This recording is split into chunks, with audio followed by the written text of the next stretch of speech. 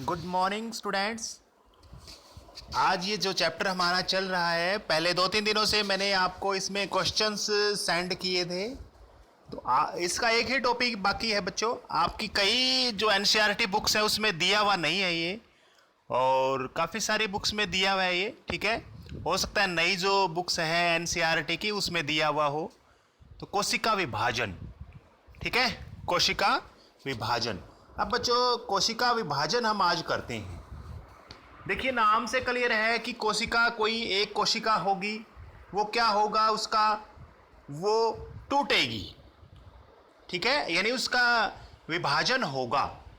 तो बच्चों कोशिका का विभाजन होता ही क्यों है, ये हम बात करने वाले हैं।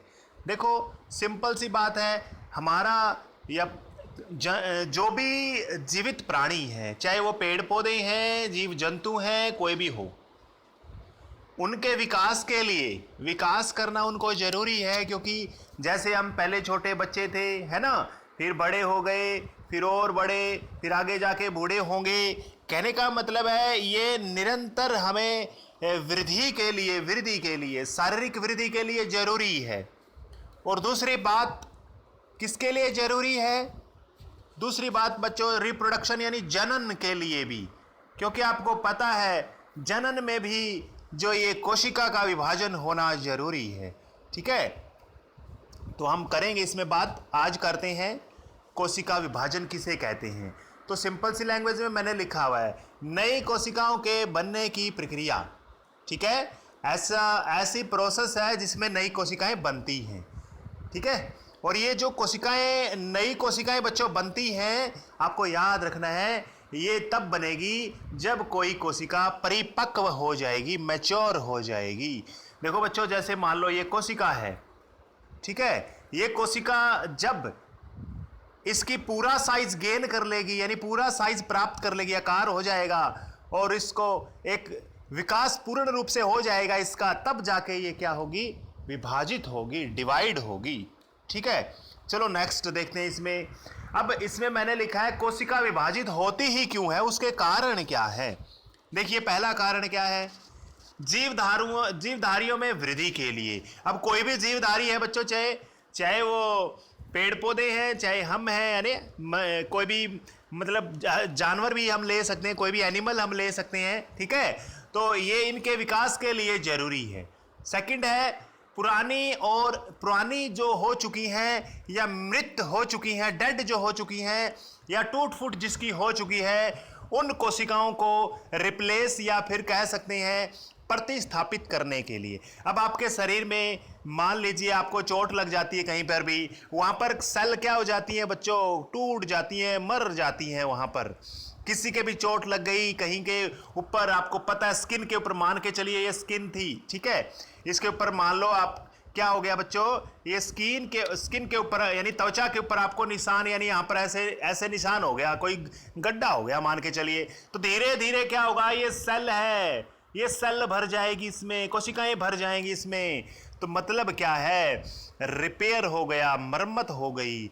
मरम्मत के लिए, नई बनाने के लिए ये सारी चीजें की जरूरी, कोशिका का विभाजन होना जरूरी है।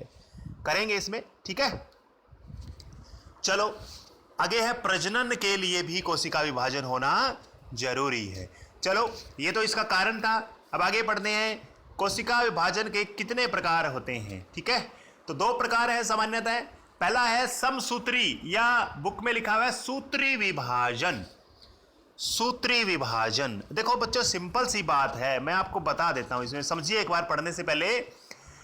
ये एक कोशिका थी, ये टूट गई 2 कोशिकाओं में।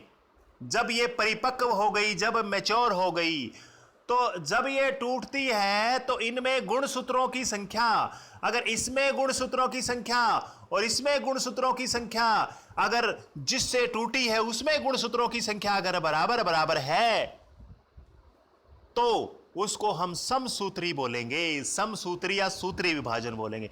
यानी कहने का मतलब यह हुआ बच्चों, जिसमें जो मातृ कोशिका टूटती है, यानी इसको मातृ कोशिका बोलते हैं जो टूटती है बच्चों। ये मातृ कोशिका होती है, ये टूट जाती है आगे बड़ी होकर के, दो कोशिकाओं में संतति कोशिकाओं में टूट जाती है। अगर इसमें क्रोमोसोम की संख्या और इसमें गुणसूत्र बोलते हैं इनको, गुणसूत्रों की संख्या अगर बराबर बराबर है तो हम क्या बोलेंगे, ये समसूत्री या सूत्री विभाजन है। चलो इसको पढ़ लेते हैं अभी। यह विभाजन अधिकतर वृद्धि के लिए होता है बच्चों, ये वृद्धि के लिए होता है, इस मतलब ग्रोथ के लिए कह सकते हैं, मनुष्य के विकास के लिए कह सकते हैं। आगे हैं, इस प्रक्रिया में प्रत्येक कोशिका यानी मातृ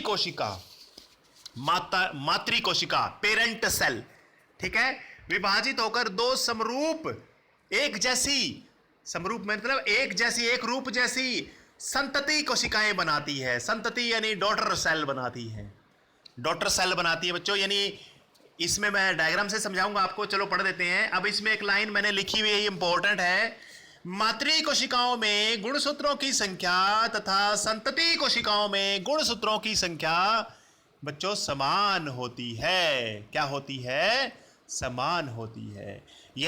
ये जो कोशिका विभाजन के अंदर ये जो सूत्री विभाजन है, ये बच्चों जो सूत्री विभाजन है, ये जीवों में वृद्धि के लिए, को उत्तकों के निर्माण यानी मरम्मत के लिए सहायक है। ये याद रखना है, पेपर में बहुत बार पूछा जाता है कि जीवों में वृद्धि और उत्तकों की मरम्मत के लिए कौन सा विभाजन होता है कोशिकाओं में?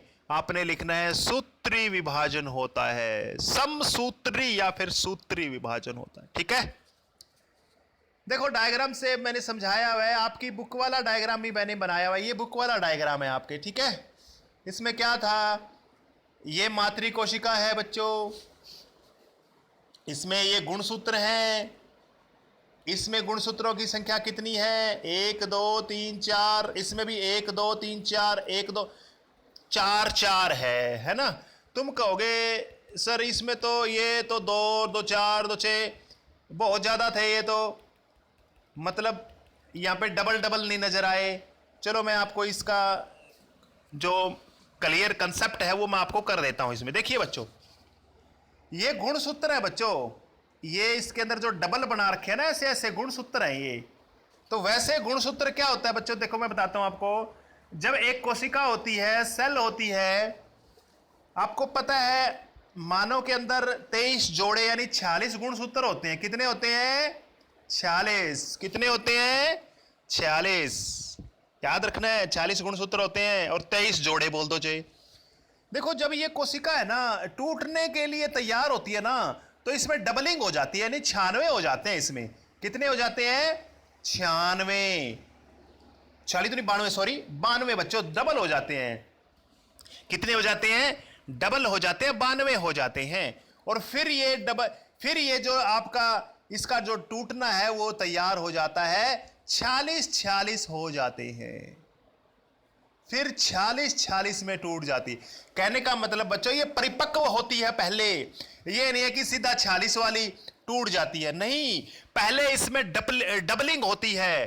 ठीक है, कॉपी होती है, डीएनए की कॉपी होती है बच्चों पहले। इसके अंदर कोई एक क्रोमोसोम है ना, उसकी कॉपी बनती है पहले, प्रतिलिपि बनती है पहले। ठीक है, मैंने दूसरे डायग्राम से समझाया है।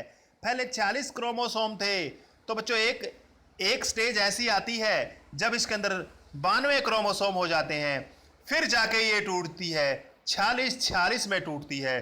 तो सबसे पहले भी 46 थे, अब लास्ट में भी 46 बच गए। तो इसका मतलब ये है बच्चों, पहले इसमें डबलिंग होती है।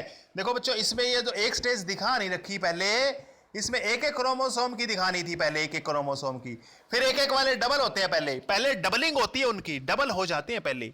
ठीक है, और फिर जाके वो टूट जाती है। 4 इसमें थे, 4 इसमें रह गए, तो 4 इसमें कह सकते हैं। यानी जोड़े की बात हम करेंगे तो 40 इसमें थे, ये 92 हो गए थे, फिर 40 ऐसे है बच्चों ये। ठीक है, ये 92 थे, ये 40 ऊपर 40 से शुरू हुआ था सिस्टम।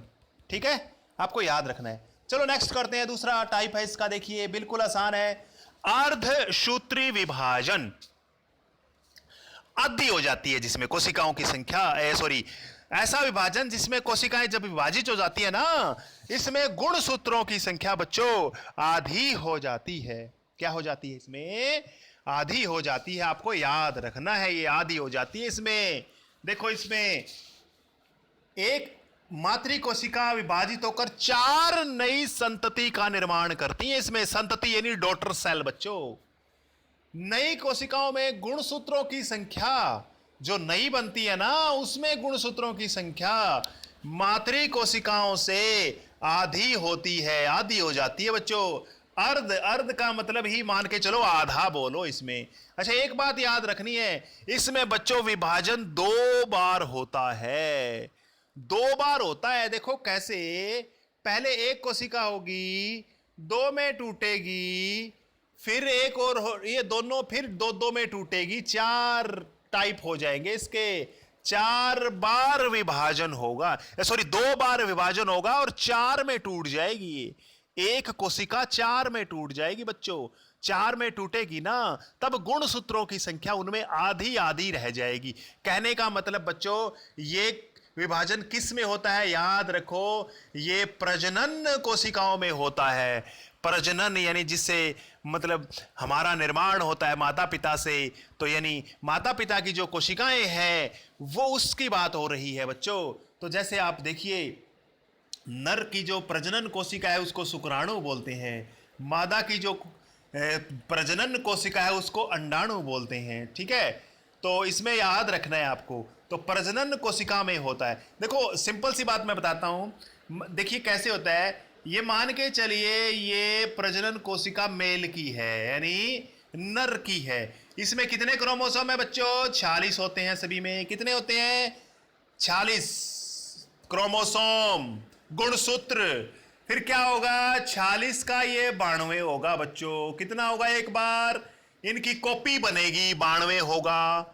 फिर इसका बच्चों 2 बार टूटेगी ये, 2 बार, यानी पहले 46 और फिर 23 हो जाएंगे। फिर कितने 23 हो जाएंगे बच्चों। पहले 46 का डबलिंग होगी 92 में, 92 से क्या होगी 46, फिर 23 रह जाएंगे, 4 बन गई बच्चों। इस नर की 4 ये बन गई। अब होगा क्या बच्चों? देखो सिंपल सी बात है, याद रखना है।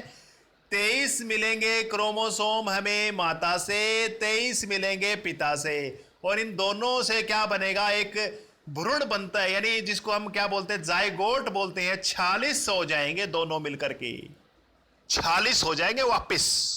फिर इससे हमारा निर्माण होता है। तो 23 मिलते हैं क्रोमोसोम माता से, 23 पिता से, है ना? तो पेयर बन जाता है, फिर उनका जोड़ा बन जाता है। तो ये चीज बच्चों आपको याद रखनी है। आज इसमें मैंने डायग्राम से भी समझाया है। ये 46 था, इसके क्रोमोसोम हो गए 92, और इसमें 2 बार डिवीजन हुआ है बच्चों, 2 बार भाग हुआ है। तो 23 बन गए सभी में, 23 इसमें, 23 इसमें, 23 इसमें, 23 इसमें। तो ये इसमें भी आपकी बुक में बनाया हुआ डायग्राम है, ये बुक का है डायग्राम। ठीक है, बुक में देखो कैसे दिया हुआ है। ये पहले बच्चों एक स्टेज कर सकते हो। पहले इसमें 4 ऐसे कर सकते हैं, 4 सिंगल पड़े थे। पहले डबलिंग होगी इनकी, पहले इंटरफेस बोलते हैं बच्चों इसको, अंतर कोशिकीय इसमें होता है। तो इसमें पहले डबलिंग होती है। क्या होती है? डबलिंग, डबल हो जाते हैं। फिर इसमें 2 बार विभाजन होने के लिए एक बार 2 बनेंगे, फिर आपके फिर डबल, यानी 2 बार विभाजन हुआ है कोशिका का, तो 4 भाग में बट गई, 4 भाग बट गए इसके। तो 4 भागों में बढ़ जाती है इसमें अर्धसूत्री में। याद रखना है बच्चों। तो ये लास्ट टॉपिक था बच्चों। ठीक है, मंडे से नेक्स्ट चैप्टर करेंगे। कल आपके 1-2 क्वेश्चंस और हैं, मैं जो इसमें इंपॉर्टेंट है वो करवा दूंगा। ठीक है, और कोई आपको दिक्कत है तो मुझे बताओगे। थैंक यू बच्चों, थैंक यू।